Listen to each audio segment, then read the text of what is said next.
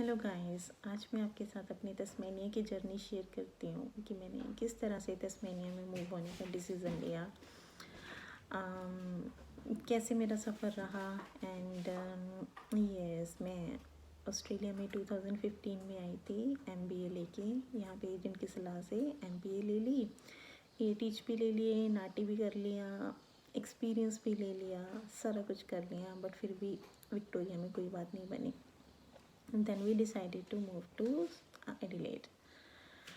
फिर घर से डॉक्यूमेंट लेके गई एडिलेड के लिए और वहाँ पे एजेंट से पूछा कि मुझे बस ये बता दे कि सबसे जो क्विकेस्ट है यहाँ पे सेटल होने का वो कौन सी स्टेट है, क्योंकि एडिलेड में भी 2-3 साल लग जाने थे। वहाँ पे भी स्टडी करो, फिर एक्सपीरियंस लो। तो एजेंट ने बोला कि अगर आपको क्विकेस्ट चाहिए देन मूव टू तस्मानिया।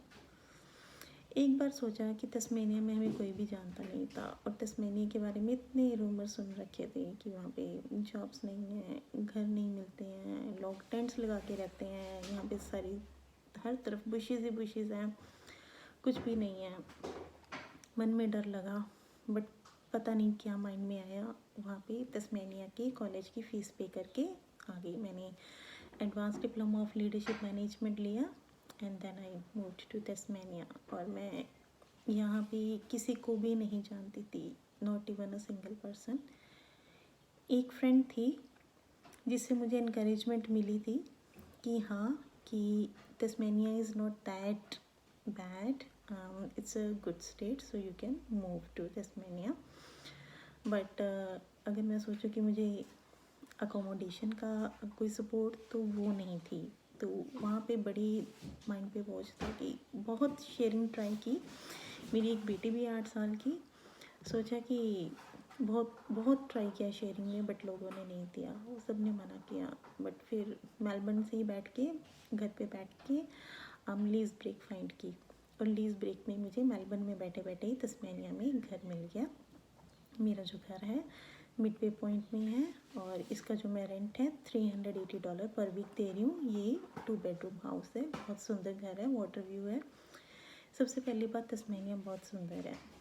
और जैसे ही मैं यहाँ आई, यहाँ आने के बाद मैंने अपने नेबर से बात की, और यहाँ पे कॉन्टैक्ट्स बनाने बड़े इंपॉर्टेंट है। मैंने नेबर से पूछा कि I am really worried about the jobs because I have heard the rumours that in Tasmania people don't get jobs easily. And then मेरे नेबर ने मुझे बोला, कहते कि the person who has a will to do something will definitely achieve that. और उसने मुझे agency का नंबर दे दिया कि यू कॉन्टैक्ट दिस एजेंसी। मैंने अपने उस एजेंट से बात की, उसने मेरे को 2 वीक्स के बाद का टाइम दिया कि come and see me after 2 weeks. और मैं उस एजेंट के पास चली गई 2 वीक्स के बाद, पर उसके पास मेरे रिलेटेड कोई जॉब नहीं थी। जॉब्स थी सच एज ट्रक ड्राइवर चाहिए थे, स्टोर मैनेजर चाहिए थे, मैनुअल हैंडलिंग के लिए चाहिए थी, मेरे रिलेटेड कोई भी जॉब नहीं थी। तो वो बोलती, बट उसने उस एजेंट ने एक फेवर कर दिया, कहते कि मेरी एक एजेंसी में लिंक है, मैं वहाँ पे ही आपकी बात कर देती हूँ, maybe you will get your job from there. उसने मेरे हस्बैंड का रिज्यूमे जो है वो एजेंसी में फॉरवर्ड कर दिया, और नेक्स्ट डे मुझे और मेरे हस्बैंड को एजेंसी से कॉल आ गई, come for your induction. It was a salad factory, the name is Huston's farm.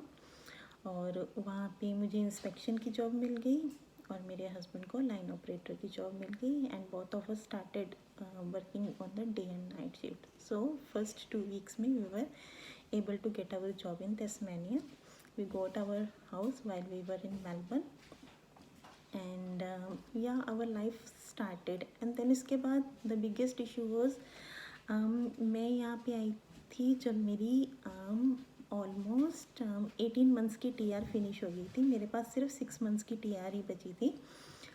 और यहाँ पे अपनी बेटी की स्कूल की एडमिशन का चक्कर था, वहाँ पे पब्लिक स्कूल्स में ट्राई किया, तो उन्होंने मेरे से 7,500 फीस मांगी, which was kind of impossible for me to pay, क्योंकि वहाँ पे सारा इतना बना बनाया घर मेलबर्न में डंप करके आई, सारा कुछ सामान छोड़ के आई, जो बिक गया बेच दिया, जो नहीं बिका वो फेंक दिया, जितना ला सकते थे ले आए।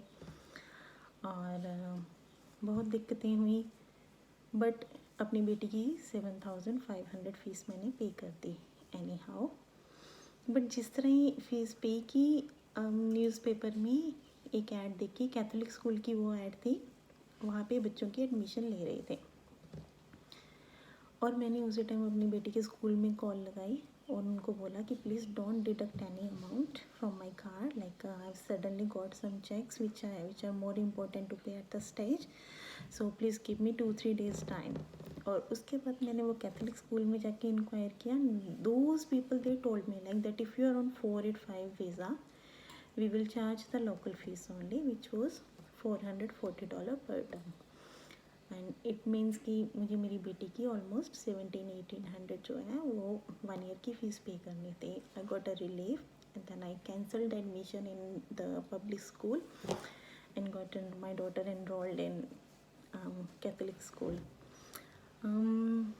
एंड देन उसके बाद अपने life was going well, and in the month of August I was going to finish my study, but on 25th of August the government changed the rules and they stopped taking files from the people of general category. They started giving the importance to the people who are from the like healthcare categories or what was the name? I'm actually not getting the name in mind. Yeah, they were like the nurses, the aged care sector people, like all of those people's and files were they were giving importance, and मैं एक बार से फिर down चली गई। उसके बाद suddenly ऐसे ही अपनी बेटी के स्कूल में बात किया कि मेरे पास ओवरसीज़ में टीचिंग का एक्सपीरियंस है and I am really keen to work in this industry, and can you guys please suggest me how I can work as a teacher support, because I've heard that and I'm very keen for that job. And then the guys were like they asked me, have you got the you're working with vulnerable card? And I said yes. And then they hired me on a relief position. They gave me the relief just. They said that we are looking for a relief employee, and the relief employee works like it's like a casual based position in which they will call you whenever there is a teacher sick, whenever like somebody like a not teacher, a teacher support worker, whenever there is a teacher support worker who is not going to come, they will call me. And I won't be the only relief worker in the school. There are like many people like who work like this. They are called the relief workers. And बस इस तरह से मुझे school में as a teacher assistant job मिल गई casual position पे। Initially मुझे वो बहुत कम बुलाते थे। मेरे फ़ोन की बैटरी लो जा रही है। इनिशियली वो मुझे like they use to call me like once a week, like 1 shift or sometimes 2 shifts a week.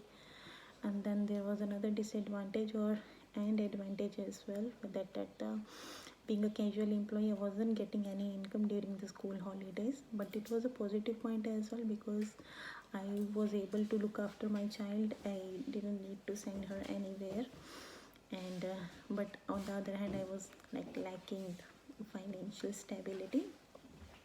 However, gradually they appointed me on a permanent position, and I'm also doing a certificate 3 in education support, which is one of the requirement of to work as a teacher assistant, teacher aide, teacher support. They are all the different names for the same job, for the same position. और then उन्होंने